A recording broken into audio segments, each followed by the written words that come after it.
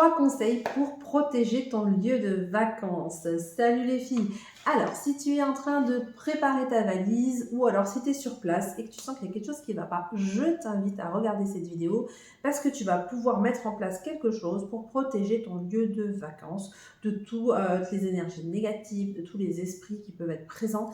Donc, si ça t'intéresse, n'hésite pas à regarder la suite de cette vidéo. Tu auras ta petite to-do list de ce que tu dois prendre avec en vacances. Et si tu es déjà en vacances et que tu sens qu'il y a quelque chose qui ne va pas, n'hésite pas à te faire une petite liste de courses. T'inquiète pas, ça se trouve, tu as tout à la maison, il y a 2-3 trucs, il n'y a pas besoin de grand-chose. Le tout, c'est de se mettre en action. Bonjour les filles, j'espère que vous allez bien. Je suis Marie Weber, votre experte en sorcellerie et bien-être magique, spécialement pour vous les filles, pour vous aider à comprendre la sorcellerie et pour vous aider à vous servir de la magie dans ce monde. Et aujourd'hui, on se retrouve pour une vidéo de saison. Les 3 conseils pour protéger son lieu de vacances. Avant de passer à la suite, je t'invite tout de suite à t'abonner en cliquant sur le bouton noir juste en dessous. Juste là, tu peux le faire directement parce que chaque jour, j'essaie de te créer une nouvelle vidéo de contenu qui parle de sorcellerie, de monde invisible, etc., etc. Donc, n'hésite pas à t'abonner si tu ne veux en louper aucune. Et si ça n'est pas non plus déjà fait, je t'invite juste en dessous en description à cliquer sur le lien. C'est un test gratuit, un test offert avec tous les résultats, etc. Ce test, c'est quelle sorcière sommeille en toi. Il est complètement offert pour l'instant, donc je t'invite tout de suite à cliquer sur le lien en description pour le découvrir parce que c'est un petit peu un test secret. Il n'est pas accessible sur YouTube ou sur une de mes autres plateformes. Et il te permettra de puiser un contenu un peu plus personnel, un petit peu plus poussé. Et oui, ces résultats vont vraiment t'aider à comprendre qui se cache au fond de toi. Ça va t'aider aussi à savoir quelles sont les premières actions que tu dois mettre en place si tu veux devenir une sorcière en 2023. Mais tout ça t'est donné, tout ça t'est offert. Tu as juste à faire le test. Je te donne mes interprétations personnelles et je te donne une liste d'actions à mettre en place pour devenir sorcière cette année. Alors, c'est une vidéo conseil pour ces personnes qui sont en location quelque part et qui, par moment, entendent des bruits sans qu'il y ait une présence particulière, qui ont l'impression de se sentir observées, que quand vous êtes rentré sur les lieux, vous avez senti un peu des énergies qui étaient un petit peu bof. Hein. Il y a une espèce de... Il y a un climat qui s'installe qui n'est pas forcément top. Il y a des querelles, des choses comme ça. Alors qu'habituellement, ce n'est pas forcément le cas. Il y a beaucoup de fatigue. Vous voyez, quand vous sentez tous ces effets négatifs, n'hésitez pas à mettre les actions que je vais vous donner, les 3 étapes que je vais vous donner à mettre en place. Alors, si tu n'es pas encore parti en vacances, c'est encore mieux. Je t'invite à mettre les ingrédients dans ta valise au cas où, si tu arrives en vacances et que ces énergies sont un peu bof, tu vois. Et si tu es sur place, ne t'inquiète pas, ça va très vite et ça coûte 3 francs 6 sous, donc il n'y a aucun problème pour te procurer ça dans la petite boutique qui passe. Hein. Même ta petite supérette, je pense qu'elle a ce qu'il faut. Donc aujourd'hui, on va parler de ces énergies négatives qu'il peut y avoir quand on arrive sur un lieu de vacances, quand on arrive quelque part de nouveau, etc. Donc, faut savoir que maintenant, vous allez louer, je sais pas, une villa, un appartement, peu importe. Il peut y avoir un esprit sur le lieu, ok? Ce n'est pas parce qu'on parle d'esprit qu'on parle quelque chose de mauvais.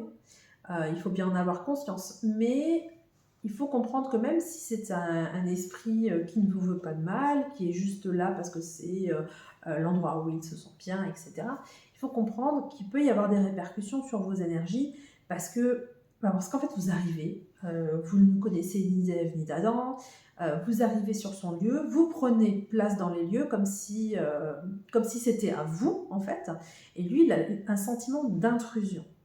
Donc, il peut se sentir mal quelque part. Et c'est cette énergie qu'il faut éviter, ok? Donc, qu'est-ce qu'il faut faire quand ça arrive? Il faut réussir à retourner la situation pour avoir les choses en votre faveur.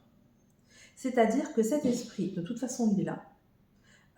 Vous allez partir dans 1 semaine, 2 semaines, lui, il sera toujours là. Mais au lieu de passer 15 jours pourris, il faut essayer de vous en faire un allié et de passer un bon moment et ainsi de l'accepter et de vous faire accepter, surtout pour qu'il puisse vous tolérer sur les lieux et que toutes les énergies se transforment, que toutes ces énergies négatives disparaissent, ok?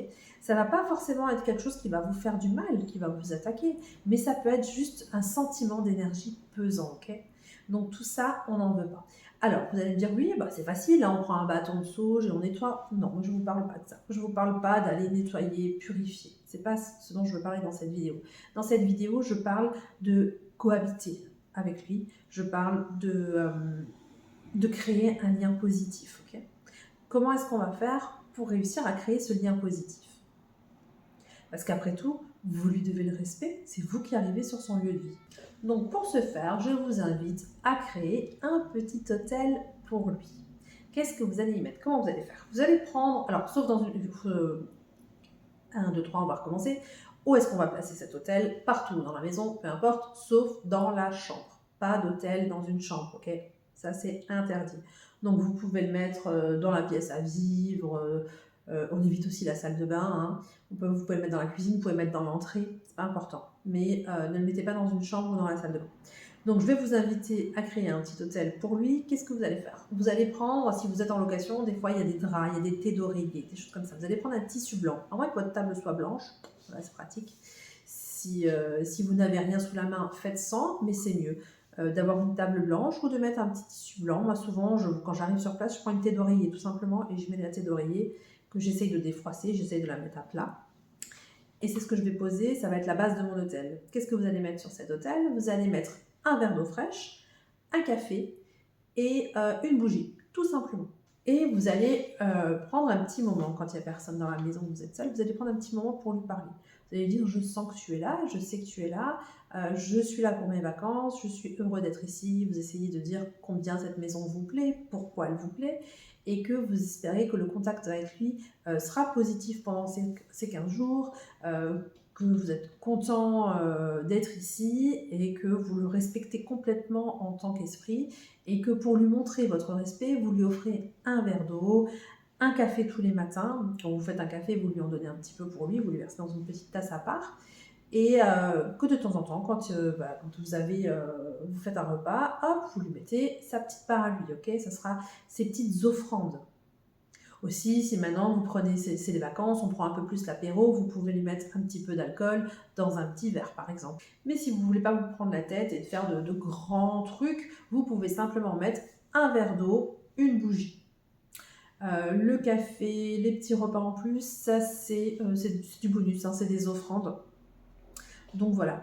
Et ainsi, l'esprit va comprendre que vous voulez rentrer dans un contact positif avec vous et l'énergie va se transformer. Vous verrez que ça va aller dans le positif, ça va être plus doux, plus calme, moins de stress, moins d'énergie négative, il n'y aura pas cette lourdeur, ok? Tout va s'alléger. Pourquoi? Parce que l'esprit aura son esprit plus tranquille. Il va vous accepter et du coup, vous pourrez passer de bonnes vacances. Donc j'espère que cette vidéo t'aura aidé. N'hésite pas à t'abonner en cliquant sur le bouton juste en dessous parce que chaque jour j'essaie de te créer une nouvelle vidéo de contenu pour te parler de sorcellerie. N'hésite pas à cliquer sur le lien si ça n'est pas déjà fait pour télécharger ton test « Quelle sorcière sommeille en toi ?» Tu auras à l'issue toutes les clés pour devenir une sorcière en 2023 et c'est personnalisé en fonction de tes réponses.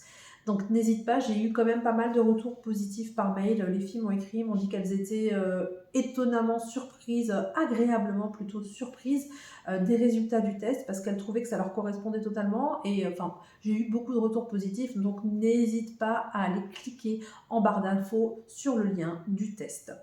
Donc voilà, si cette vidéo t'a intéressé, mets un like. Si tu as un petit commentaire à me faire au sujet des hôtels aux esprits, n'hésite pas. Ou si tu as une demande particulière, n'hésite pas à me le mettre en commentaire. On se voit demain ou très vite pour une nouvelle vidéo. Allez, ciao les moldus!